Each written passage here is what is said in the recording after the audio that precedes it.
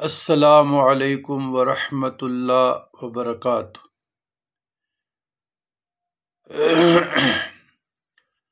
بسم اللہ الرحمن الرحیم۔ اللہم صلی علی سیدنا محمد عبدک و نبیک و رسولک النبی الامی وعلی آل سیدنا محمد بعدد انفاس الخلائق صلاۃ دائمۃ بدوام خلق اللہ۔ برادران اسلام، اللہ تعالیٰ کے اسماء الحسنی کے بیان میں آج کا اسم ہے الواجد۔ الواجد کے معنی اور اس کے خواص بزرگان دین متین کرام، مشائخ عظام، صوفیہ کرام نے کچھ یوں ذکر اور تعلیم فرمائے ہیں۔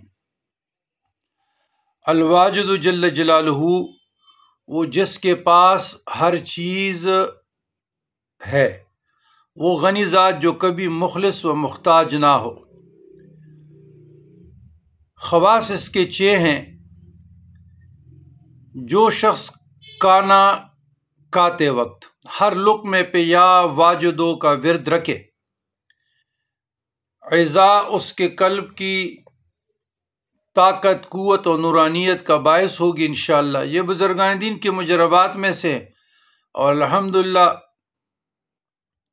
ہمارے اس پہ عمل ہے، اور دو صحباب کو بھی بتاتے ہیں جب آپ کانا کانے بیٹھنے لگے تو ہر لقمے پہ کوشش کرے یا واجد و پڑھتا رہے۔ وہ کانا نور کی شکل میں آپ کے وجود میں داخل ہوگا اور باعث تقویت ہے، باعث طاقت ہے، قلب کی صفائی کے لیے، شائننگ کے لیے، روح کی شائننگ کے لیے۔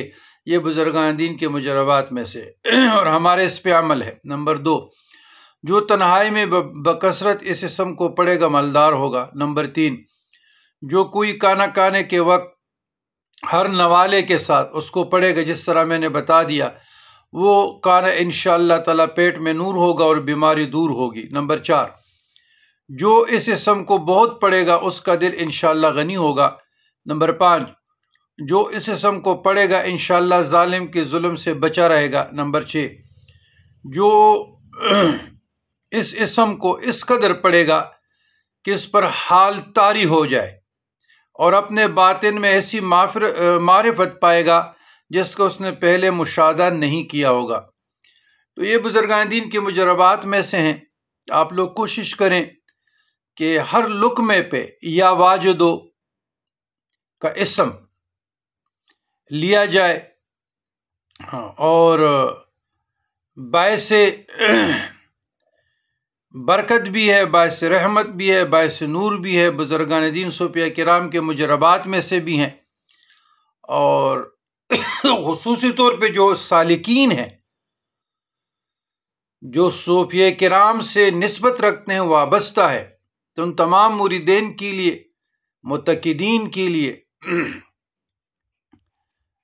میری طرف سے یہ مشورہ بھی ہے، اور یہ کہ اس لفظ کو ناشتے میں، ڈنر میں، لنچ میں برابر پڑھتے رہیں ہر لقمے پر، اور دوستوں کو بھی ترغیب دے کہ وہ بھی اللہ تعالیٰ کے اس اسم سے مستفید ہو اور ان کی برکتیں سمیٹنے کی کوشش کرے۔ ربنا ظلمنا انفسنا وان لم تغفر لنا وترحمنا لنکونن من الخاسرین۔